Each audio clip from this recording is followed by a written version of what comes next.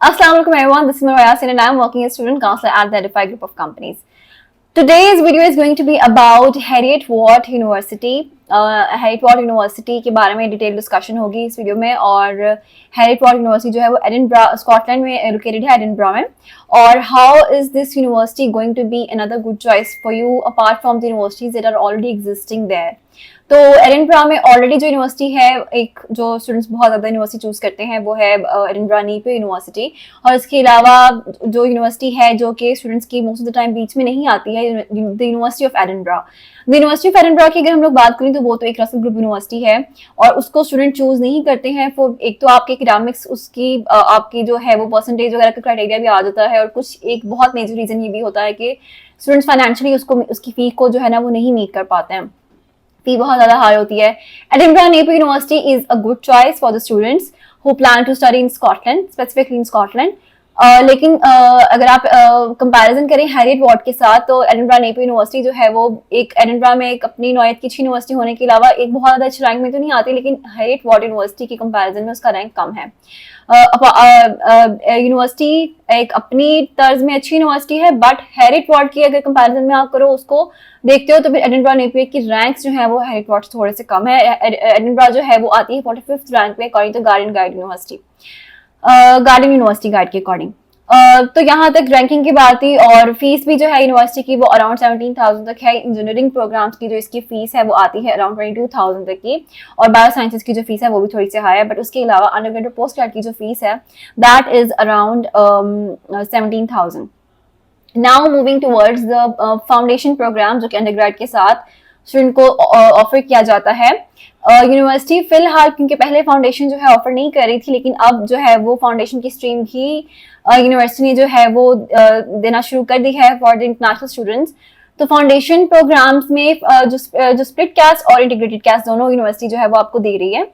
Fees वही again 17,000 जो है और 22,000 तक है। इंजीनियरिंग प्रोग्राम की फीस थोड़ी सी ज्यादा है। और जहां तक बात है स्ट्रीम्स की, तो 6 स्ट्रीम्स जो है वो ऑफर करी, जिसमें accounting, finance, business, engineering, technology, science, ये सारी फील्ड्स आती हैं। Moving toward the other thing regarding the foundation programme, तो यूनिवर्सिटी जो है वो 5 years का गैप एक्सेप्ट कर रही है फॉर द फाउंडेशन प्रोग्राम। और उसके साथ साथ जो है आपका जो यूकेवीआई आइल्स है उसकी एग्जाम्पशन है, लेकिन लैंग्वेज सर्ट जो है वो सर्ट वर्जन ही एक्सेप्ट होगा।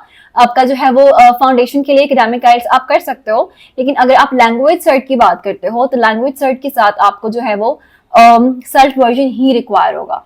If you want to apply in any university in any country, Canada, USA, UK, Sweden, Malaysia, just simply log into edify.pk/apply and you will get a simple application form है, उसको आपने fill out करना। there is no application fees।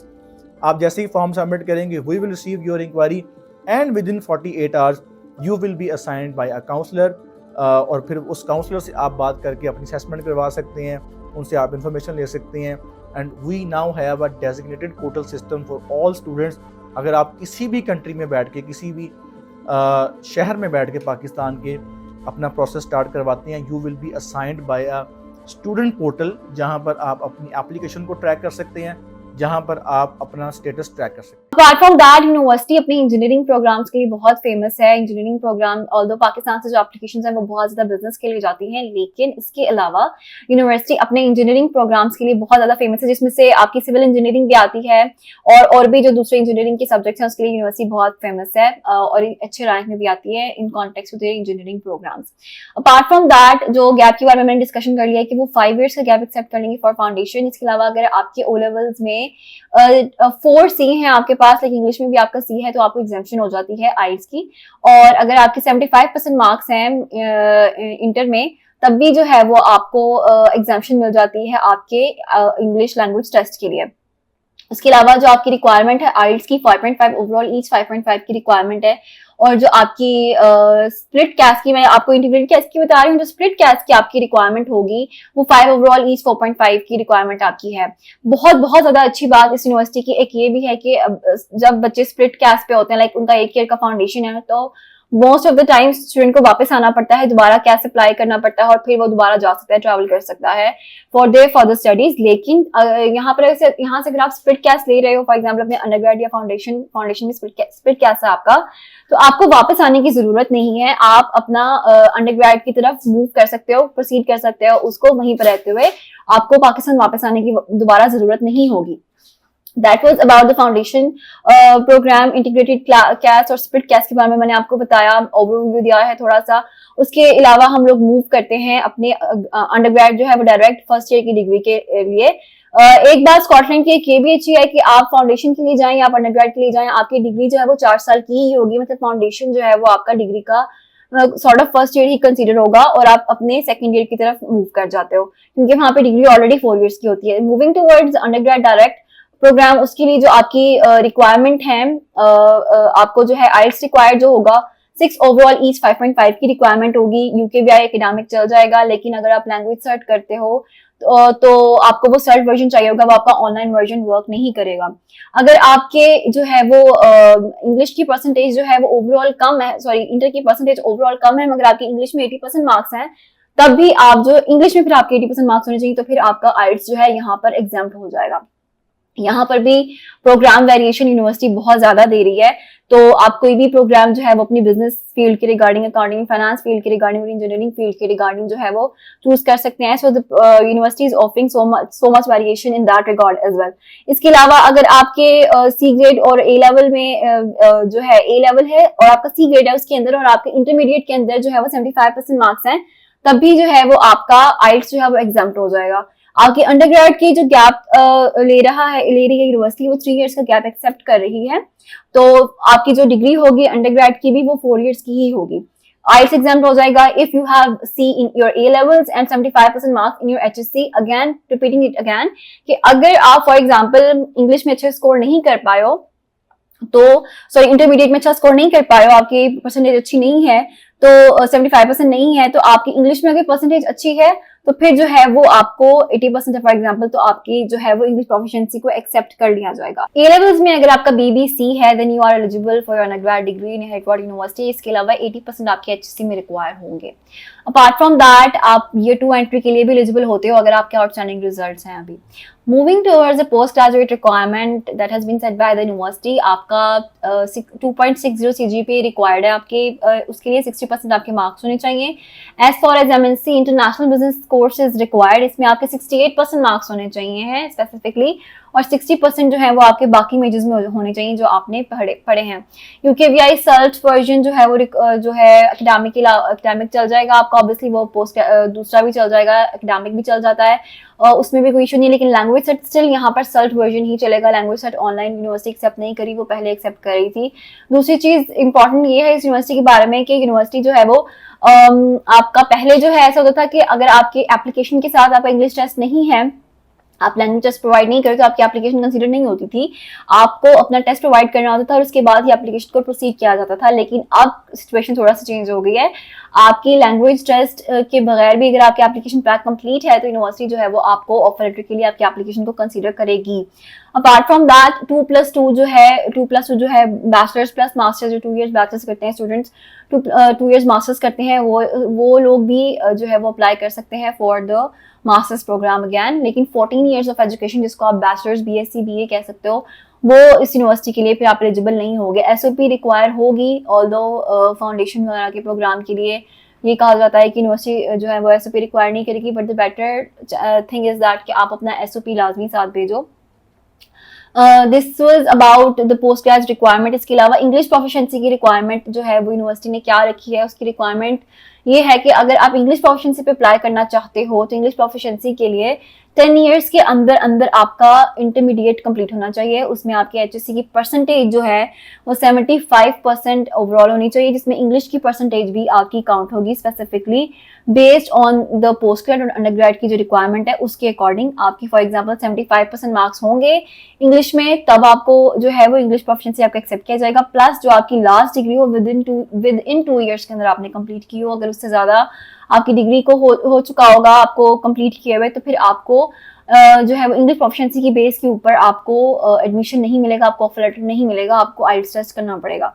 तो अगर आप English proficiency पर करना चाहते हैं है आपका वो 10 इयर्स के अंदर हुआ हो और जो आपकी लास्ट डिग्री है वो 2 साल से ज्यादा उसको कंप्लीट हुए ना हो। अगर 2 साल से ज्यादा हो चुके हैं कंप्लीट हुए तो यूनिवर्सिटी आपको कंसीडर नहीं करेगी फॉर एमओआई की बेसिस के ऊपर जो है मीडियम ऑफ इंस्ट्रक्शन जो है और उसकी बेसिस के ऊपर आपका जो है आपको ऑफर लेटर इशू नहीं किया जाएगा। आपको आइल्स करना पड़ेगा या आपको कोई लैंग्वेज टेस्ट लाजमी देना पड़ेगा। So that is specifically based on your the year that you have completed your degree.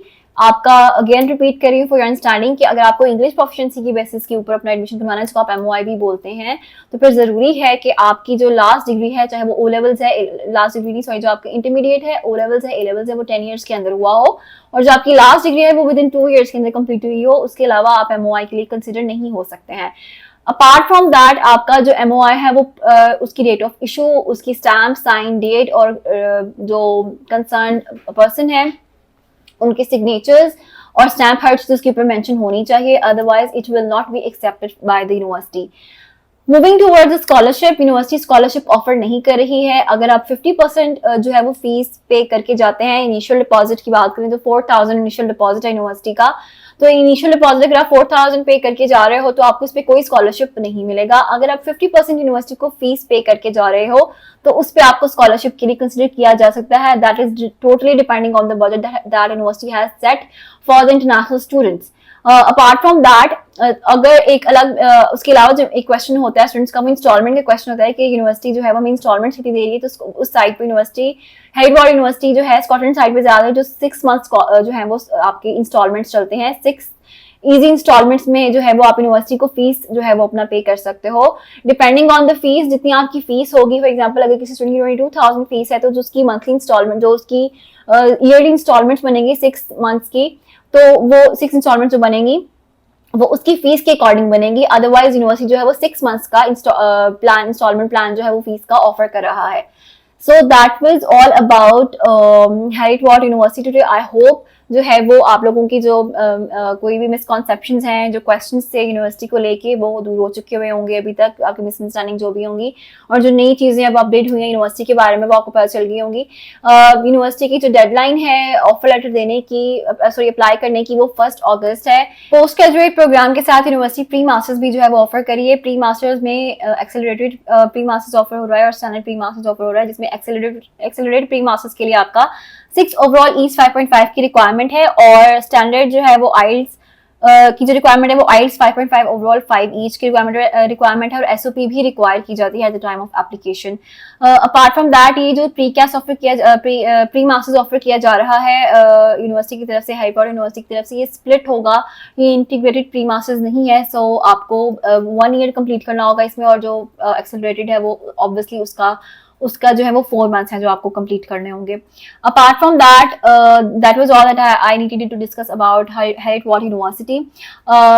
Other important thing that I would like to add in the video is that university की जो applications की deadline है that is 1 अगस्त, 7 अगस्त जो है वो deadline है for the fee submission और 14 अगस्त जो है वो डेडलाइन है यूनिवर्सिटी की कैश देने की। So I hope all the queries and the questions that you have regarding the university that are clear by now through the video. And if there is any other question that you need to ask, then you can drop it in the comment sections. We are surely going to get you. And you can also apply. You can also share your profile through our online portal. That was all about today. And regarding Heriot-Watt University, that was Mawaya Sinanam, working as student counselor at the Verified Group of Companies.